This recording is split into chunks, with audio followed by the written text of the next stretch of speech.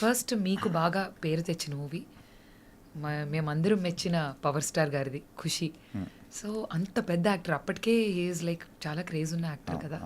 So మీకు ఆ టైంలో ఎలా అనిపించింది ఆయన ఆపోజిట్గా విలన్గా?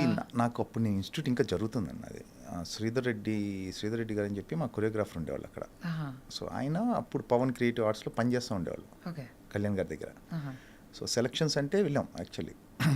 ఒక 20-30 మెంబర్స్ వెళ్ళి ఉంటాం అక్కడ. ఒక 8 to 9 మెంబర్స్ ఉంటాం ఆ సీన్లో. కాకపోతే వెళ్ళటానికి మటుకు 20-30 మెంబర్స్ వెళ్ళాం. వెళ్తే ఆయన అది కళ్యాణ్ గారు డైరెక్ట్ చేశారు అది ఆ scene. Completely directed by Kalyan garu. PC garu cameraman. అప్పుడు లక్కీ ఎనఫ్ పీసీ గారితో వర్క్ చేయడం ఫస్ట్ ఫిల్మ్. కళ్యాణ్ గారు ఆయనే డైరెక్ట్ చేశారు ఆ సీన్ అంతా.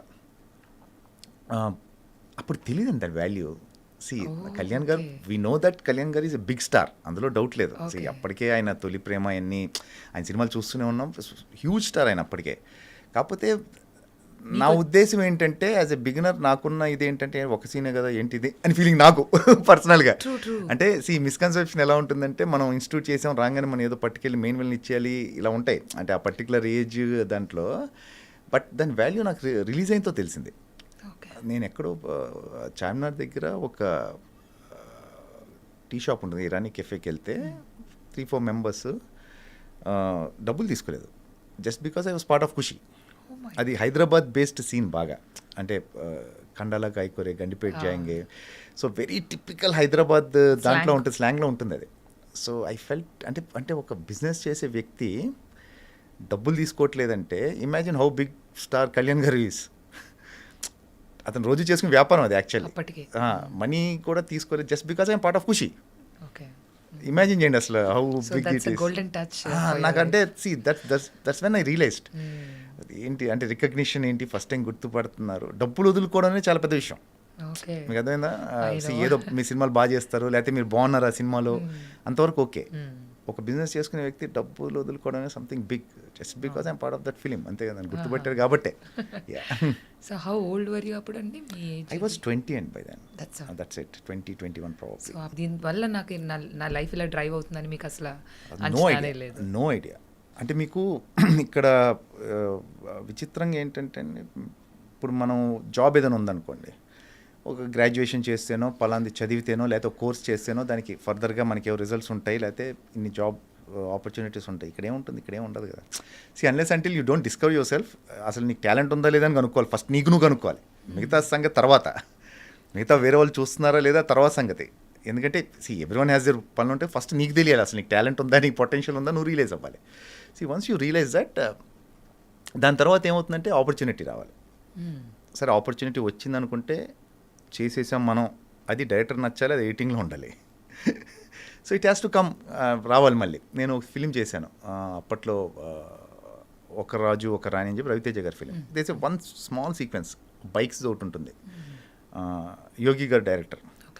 నేను సత్యం థియేటర్ ఫ్రెండ్స్ని కూడా తీసుకెళ్ళాను. సో సినిమా చూస్తున్నాం, అప్పుడే కొత్త కదా. సో సినిమా చూస్తున్నాం, అందరిని పట్టుకెళ్ళి కూర్చొని నా సీన్ కోసం వెయిట్ చేస్తాను. It never came. ఎడిట్లో పోయింది.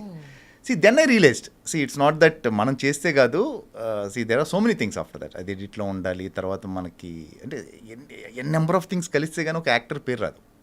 So fortunate enough part of good films, work with good directors. So అన్నీ కలిసి రావాలి, చాలా కలిసి రావాలి.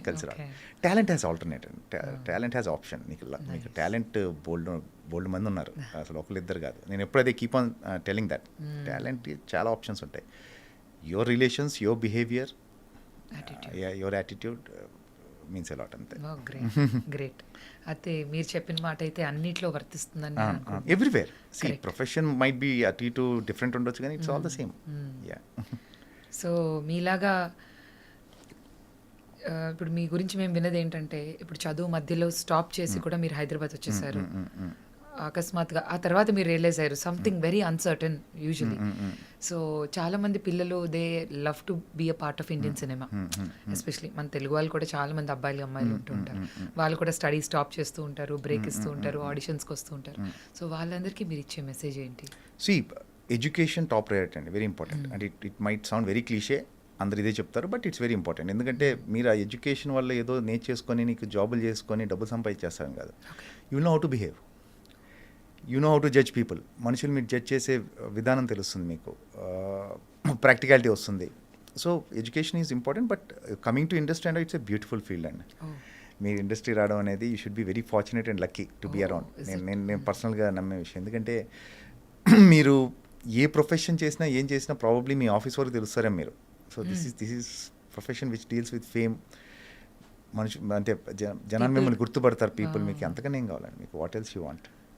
It's a beautiful feel. కాకపోతే ఇట్ హ్యాస్ ఇట్స్ దాని ప్రాబ్లమ్స్ ఉన్నాయి, దాని ప్లస్లు కూడా ఉన్నాయి. But yeah, for me personally I started early. నాకు అది హెల్ప్ అయింది. సి వెన్ ఖుషి ఇన్స్టిట్యూట్ చేసినప్పుడు I was 20. Kushi was when I was 20 years old. So I got time. నాకు ఒక 5-6 ఏళ్ళు అసలు ఇది అర్థం చేసుకోవడానికి ఇండస్ట్రీ అంటే నాకు టైం దొరికింది. సో బై 26-27 నా విక్రమార్కుడు వచ్చింది. So it took me 6-7 solid years to get Vikramarkudu. So ఏంటంటే టైం ఇస్తే డెఫినెట్గా అవుతుంది, but again depends on your will power, how long మీకు ఎంత కావాలనుకుంటున్నావు, నువ్వు ఎంత ఎంత ఎంత ఇదిగా ఈ ప్రొఫెషన్లో ఉండాలనుకుని, ఈ ప్రొఫెషన్ ఇన్ఫ్యాక్ట్. సో దాని మీద డిపెండ్ అయ్యి ఉంటుంది. Be around, you should be there. 6 to 7 years నా విక్రమార్కుడు వచ్చింది. సో నేను ఖాళీగా ఎప్పుడు లేను, అదే చెప్తున్నాను. I was lucky. నేను అంటే మామూలుగా ఆ కష్టాలు ఈ కష్టాలు ఏం లేదండి. I want to be very honest and open. నాకు ఖుషి అయిపోయింది. ఖుషి అవ్వగానే ఒక్కడు వర్షం, వరుసగా నాకు సినిమాలు ఏదోటి అంటే నా రోల్స్ పెద్ద చిన్న పక్కన పెట్టేస్తే నేను వర్క్ చేస్తూనే ఉన్నాను కంటిన్యూస్గా.